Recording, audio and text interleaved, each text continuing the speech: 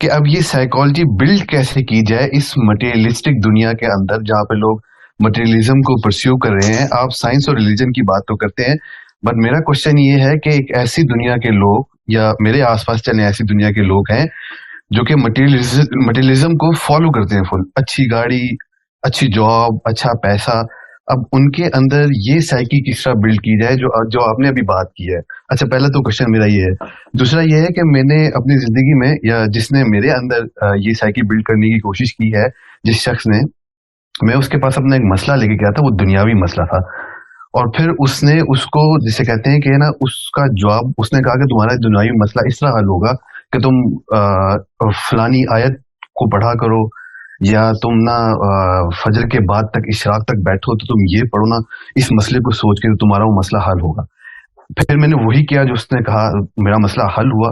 تو پھر مجھے سمجھ آئی کہ ہاں، اللہ تعالیٰ ایک ایسی چیز ہے جو کہ میرے مسئلوں سے بڑھ کر ہے. مطلب میں اپنے مسئلوں میں پڑا ہوں تو مجھے آگے بڑھنا چاہیے اور اللہ تعالیٰ کی طرف اور آنا چاہیے. تو پھر میں اور آگے بڑھتا گیا. تو پھر مجھے یہ سمجھ آنا شروع ہو گئی کہ ہاں، یہ مٹیریلزم نہیں ہے بلکہ اللہ تعالیٰ ایک اوپر کی چیز ہے جو میرے مسئلے مسائل سے بہت اوپر ہے. تو میرا ساحل بھائی آپ سے سوال یہ ہے کہ اب یہ سائیکالوجی تو میرے اندر، میں نہیں کہتا کہ فلی بلڈ ہو چکی ہے، نہیں، میں ابھی پروسیس میں ہوں اور کوشش کرتا ہوں کہ میں آگے بڑھوں اس میں.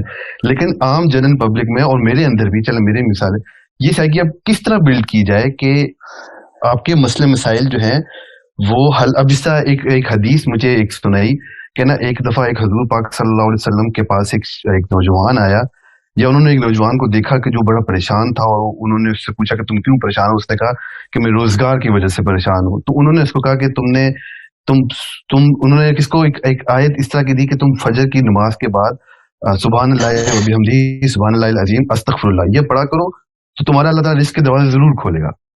اب یہ سائیکالوجی جب وہ ظاہر سی بات ہے میں بھی یا کوئی بھی پرسیو کرتا ہے، اس کو پھر اس کا حل نظر آتا ہے دنیاوی، تو پھر وہ آگے موو آن کرے گا اللہ کی طرف کہ اللہ تعالیٰ کوئی ہے واقعی میں، مطلب اس کو احساس ہوگا جب اس کی اپنی ضرورت پوری ہوگی. تو میں یہ پوچھنا چاہتا ہوں کہ یہ سائیکالوجی کس طرح بلڈ ہوگی، نمبر 1. اور سوری، نمبر 2 میرا ایک سوال یہ ہے کہ جب اللہ تعالیٰ نے رزق کا بندوبست اپنے ہاتھ میں لیا ہوا ہے اور رزق کی تمام اولاد اللہ کے ہاتھ میں ہے، تو ایک مارکسسٹ کے ویو کے مطابق، جس میں مارکسسٹ یہ کہتا ہے کہ جی اکانومی ہی ہر چیز کی بیس ہے، تو میری زندگی کی ڈائریکشن تو سیٹ ہی اکانومی کی وجہ سے ہو رہی ہے. میں جو کماتا ہوں، میں نہیں کماؤں گا تو میری عزت ہے، میں کماؤں گا تو میری عزت ہوگی. تو اللہ تعالیٰ نے جب اکانومی اپنے ہاتھ میں لی ہوئی ہے، مطلب ایک رزق کا بندوبست اپنے ہاتھ میں ہے، تو پھر وہ میرا اختیار کہاں پہ آ گیا کہ جو کہتا ہے کہ اچھائی بھی میرے اختیار میں ہے اور برائی کا راستہ چننا بھی میرے اختیار میں ہے، جبکہ رزق تو اللہ تعالیٰ کے ہاتھ میں ہے. تو اور اگر میں اس پرسپیکٹو سے دیکھوں کہ اکانومی ہی ڈیفائن کرتی ہے مطلب آپ کی جو لائف ہے، تو پھر وہ تو اکانومی تو اللہ کے ہاتھ میں. یہ 2 کوشچن میرے. یہ آپ کا آخری سوال ہے نا، کیونکہ مجھے پچھلا سوال نا آپ کا کوئی فرینکلی یاد نہیں رہا، آپ نے دوبارہ پوچھنا ہو، کیونکہ میں آپ کے سوال میں اتنا کھو گیا ہوں کہ میں آپ کو پہلے دوسرے سوال کا جواب دیتا ہوں. جی مارکسزم جو ہے نا، Marxism, Karl Marx was a socialist, یاد رکھیے گا. he was tainted by the Bible. میں کیوں کہہ رہا ہوں؟ کیونکہ اس کا دادا بھی اور اس کا باپ بھی بائبل کے اسکالر تھے اور بڑے اچھے اسکالر تھے. these people are renowned. یہ ایک ریبل تھا اگینسٹ the biblical psychology. یہ بس یاد رکھیے گا. He was a right winger. اس میں کہیں سے بھی وہ کوئی لبرل نہیں تھا. He was a very very religiously tuned man. Okay, but چونکہ وہ ریبیلین کے ریئیکشنز ہوتے ہیں تو پھر اس طرح کے معاملات ہوتے ہیں. اس کی آدھی بات درست ہے کہ economical strength will determine the individual strength. ٹھیک ہے، اس میں کوئی شک نہیں ہے. مگر how is the economical strength going to come? آپ کے سمجھ میں قرآن پاک نے اتنا بڑا سوال کا جواب نہ دیا ہو کہ معاملات کو سوسائٹی میں بیلنس کیسے کرنا ہے اور دنیا میں کیسے بیلنس کرنا ہے. The answer is in more than 25 آیات الگ الگ جگہوں پہ اللہ تعالیٰ نے بتائی کہ اصل میں جو معاملہ ہے نا، فار ایگزامپل ابھی میں اکنامیکل انڈیکیٹر لیتا ہوں، جیسے ایگریکلچر. کس بیس کے اوپر ایگریکلچر؟ کہاں سے where is the source of good agriculture? Of course water. Yes, water کے بغیر ایگریکلچر نہیں ہے. جتنی مرضی سائنس اور ٹیکنالوجی نکال لیں، جب بارش نہیں ہو رہی تو نہیں ہو رہی. اور اگر بارش نہیں ہو رہی تو آپ نے اگر آرٹیفیشل رینز کرانی ہے تو وہ زیادہ خرچہ ہے، جو پروڈیوس ہونی ہے اس کا جو فائنل انکم ہونی ہے وہ کم ہے، اور جو آرٹیفیشل رین کروانی ہے اس کا خرچہ زیادہ ہے. ٹھیک ہے، so it's not a business decision. Business decision تو یہ کہ پانی ہونا چاہیے. اب پانی کا معاملہ کہاں سے آتا ہے؟ آف کورس اللہ سے آتا ہے.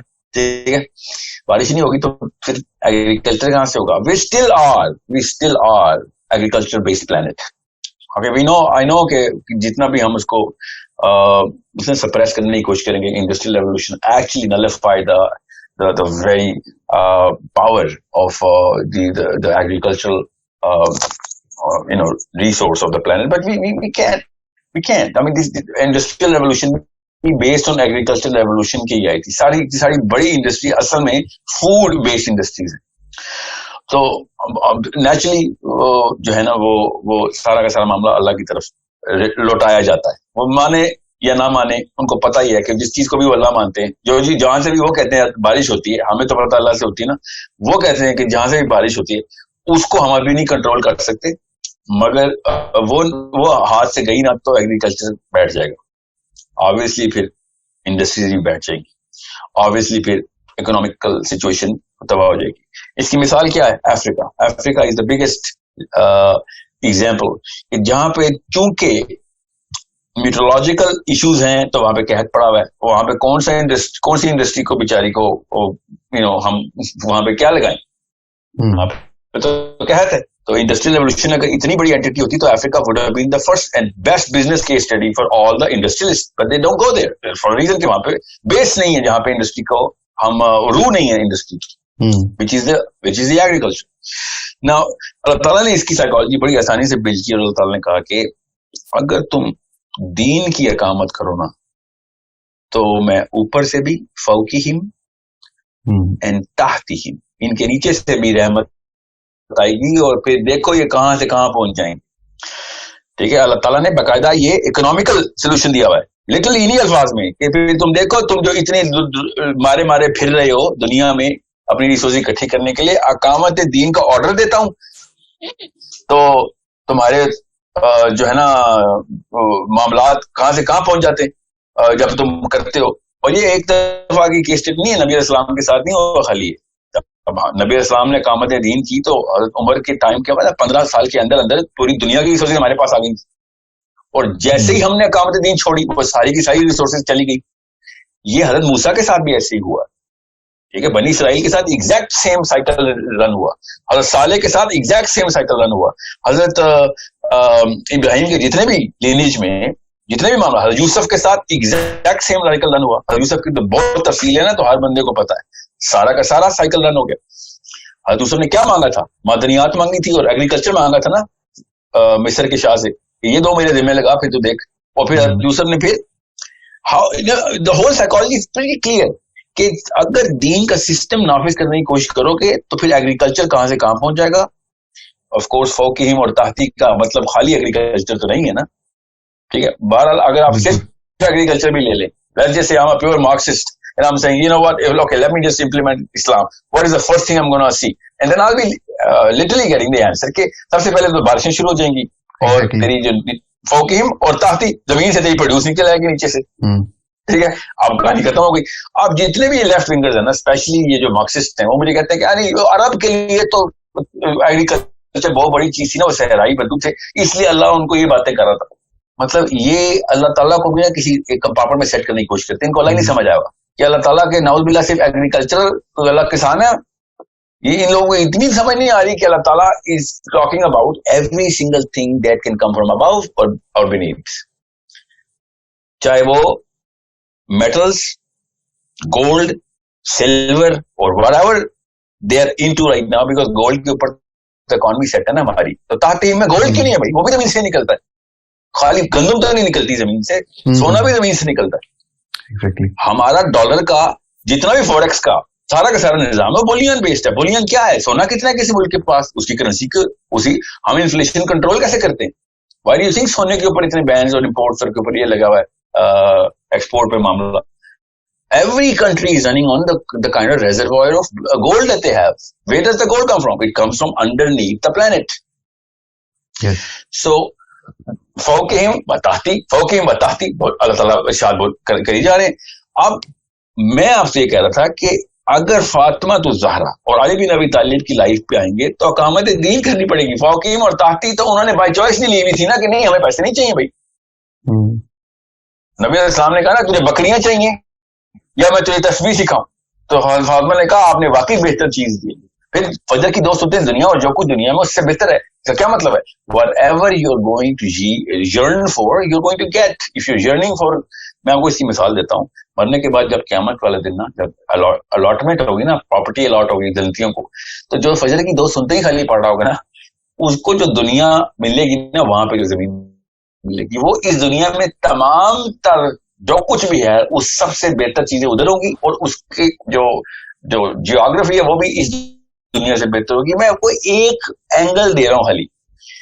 This is the psychology of the Muslims कि यार मैं बाय चॉइस अपने ऊपर इंडिविजुअल के तौर पे पैसे नहीं ले रहा, मगर अगर मैं दीन की तरफ जाऊंगा तो मेरी कम्युनिटी में हर बंदा पनप रहा होगा, because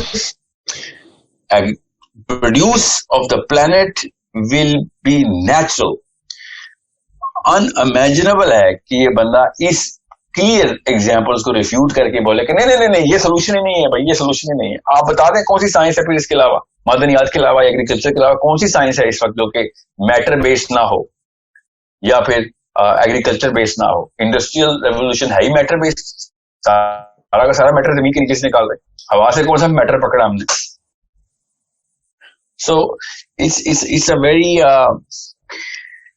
I mean, it's a long session that I will have to go into, categories में split करके और फिर उसको अलग बयान करें. But I hope you get the big picture कि किस तरीके से इसको देखना है. So same goes for the individual.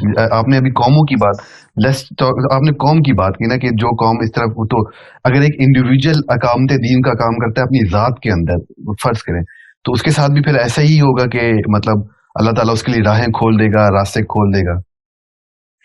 देखिए एक अच्छा हो गया आपने ये बात पूछ ली.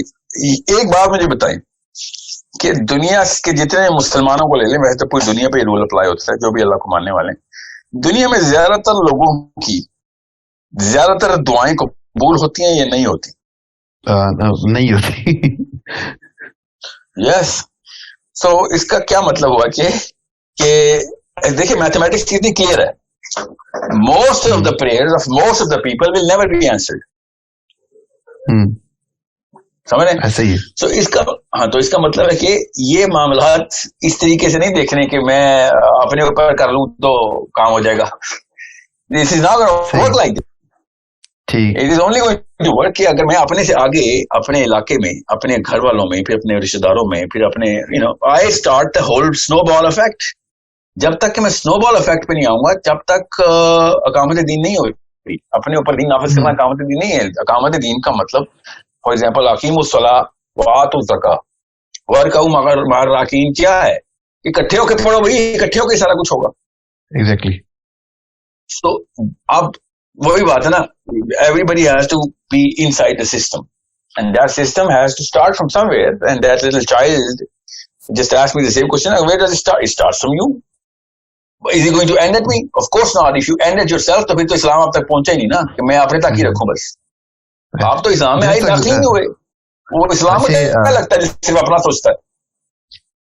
एग्जैक्टली. मैं ये शेयर करना चाहूंगा बात, दैट्स द कोइंसिडेंस कि आपने अभी थोड़ी देर पहले ही बात की थी कि शायद ही कोई बंदा होगा जो फजर की सुनते ना पढ़ता हो और फजर के 2 फर्ज पढ़ता हो, लेकिन मैं वो बंदा हूँ जो फजर के 2 फर्ज पढ़ लेता हूँ, लेकिन मेरे से हमेशा फजर की 2 सुनते छूट जाती है. लेकिन अब की सेशन के बाद इंशाल्लाह I will try to perform दो सुन्नत एज वेल इंशाल्लाह. अच्छा, मेरा पहला क्वेश्चन ये था कि